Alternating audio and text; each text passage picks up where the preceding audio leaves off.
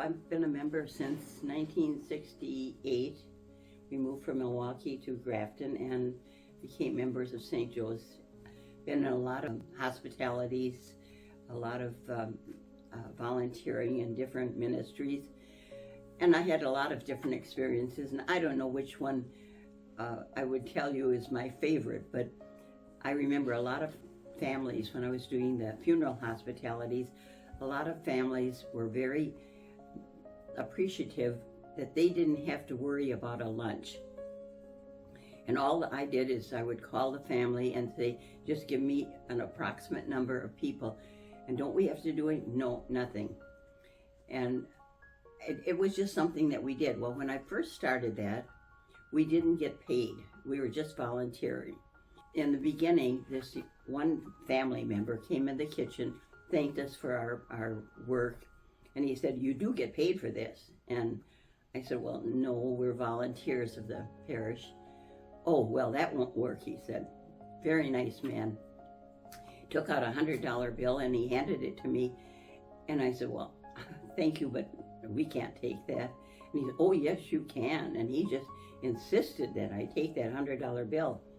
Well, there were 5 women there, so I took it, and we each had $20 that day. That was the only time that ever happened. But I thought this man was just absolutely insistent that we take that $100 bill. He said, you have no idea how easy this lunch was for us, for the family. And I do understand that. I sit in the same pew every Sunday at 10:30 Mass. That's my pew. And so I have conversations with the ushers. Save my pew for me. If that pew is taken, it's your fault. You're supposed to save it for me. And of course, this is just a joke between us. Well, one day I came to church and there was the reserve sign on that pew. And I thought, I wonder why they're reserving a pew way in the back, but maybe somebody is sick or in a wheelchair or something, wants to sit way in the back. So I sat someplace else, and afterwards, these 2 ushers were laughing. You didn't like our reserved sign? That reserved sign was for me, you know. But anyway, I thought it was kind of funny that they thought enough to do that.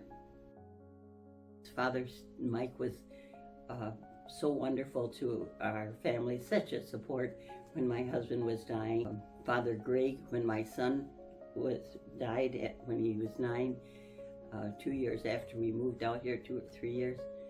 It was in 71. He came and spent the whole afternoon listening to my son and my daughter talk about their brother. So comforting.